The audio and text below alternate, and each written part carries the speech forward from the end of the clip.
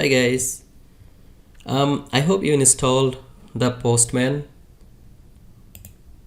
and once you install the Postman, then sign up the Postman and sign in, right? So this is the Postman. I'm gonna create a new collection, and that is a blank collection. Let's give it a name: complete ASP NET Core Web API. So this is our project, or maybe product management, whatever you like, right?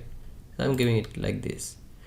Add a new request, or click on this dot, add request. So this is gonna be a request.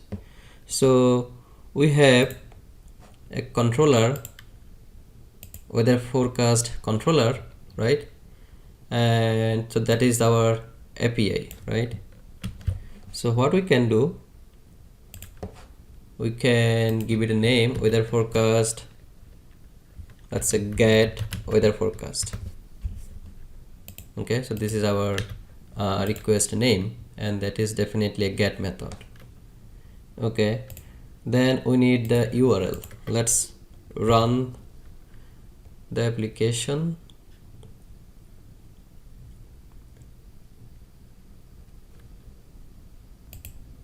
Okay, so this is the URL. We did set up 8000 port, right? Copy that URL and go back to the Postman, paste it here, right? So this is the URL. Okay, now what we want to do, and we do not have any parameter or anything for that, for this API. Hit the send, and we get the response back here. Okay, pretty simple. I'm gonna save this API, request here. Well, now we want to test the logging service, right? So in our logging service, we said it is gonna write the error log in this log file. Let's figure out that file location.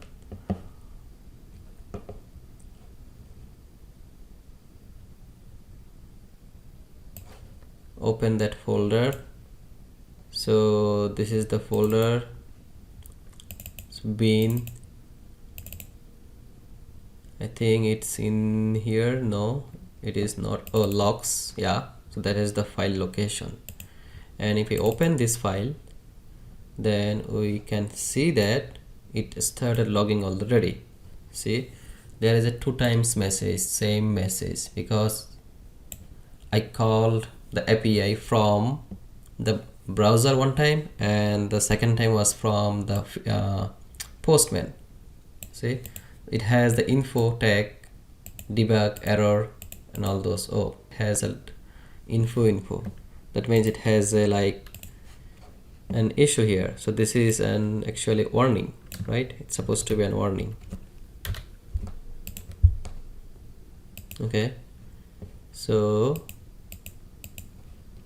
this is pretty good, right? We can easily find out the error or anything. So if something goes wrong, let's say I'm using a try catch block here, right? We have a catch, and in the catch I am intentionally throwing an error, right? Let's say throw new exception. We can provide some details here, like let's say did not find the value you are looking for.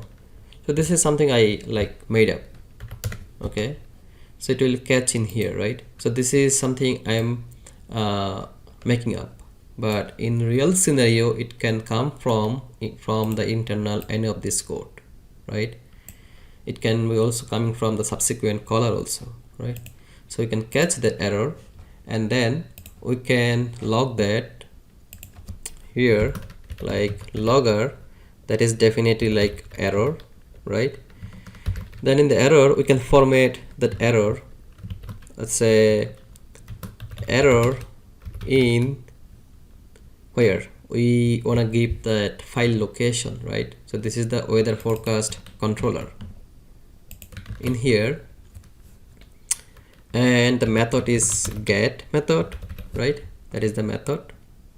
Then also we can provide what error, provide like maybe something like this, ex. Okay, let's see how it looks like. Okay, it's throwing exception. What is that issue? Oh, okay, because we are not returning anything here. Let's say we are returning after that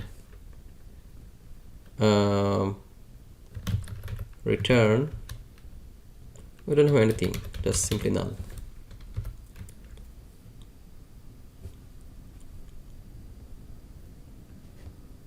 Okay, it is running and we already see that we have that file here, error in this specific file in the get method. What is the error?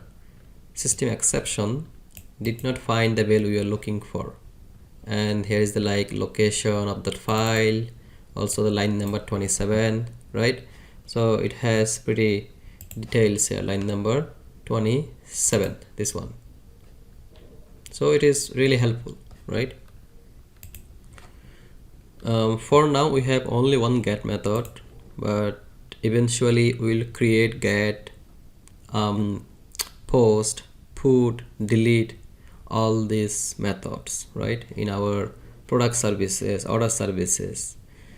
For now, or we can also create one more method for testing, that is gonna be still the get method, let's say, right? And public, let's say I action result get date, just like I'm just making up that method name or method, right? So what it will return, it will simply return the date time now, that's what it will return. Okay, what is the issue here? We can actually pass through the OK status. Perfect. But both are get method, right? So we can also provide the route here. We can discuss this route in another part. So the route is like that is gonna be the controller name. So this is the controller name, which is the weather forecast, right? Then this is gonna be after that get date, let's say, right? This is the method name. Let's run this. What we can see, so weather forecast slash get date, so this is the date, right? Similarly, we can also create that request in here with that so get server date, right? So save it, then hit send. You can see the date response here. Okay, if we send, every time the date is getting changed in the second or millisecond, right? So this is for our testing purpose, nothing big deal. Okay,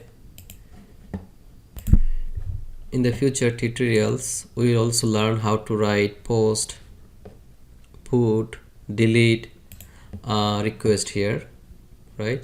So for now we are good.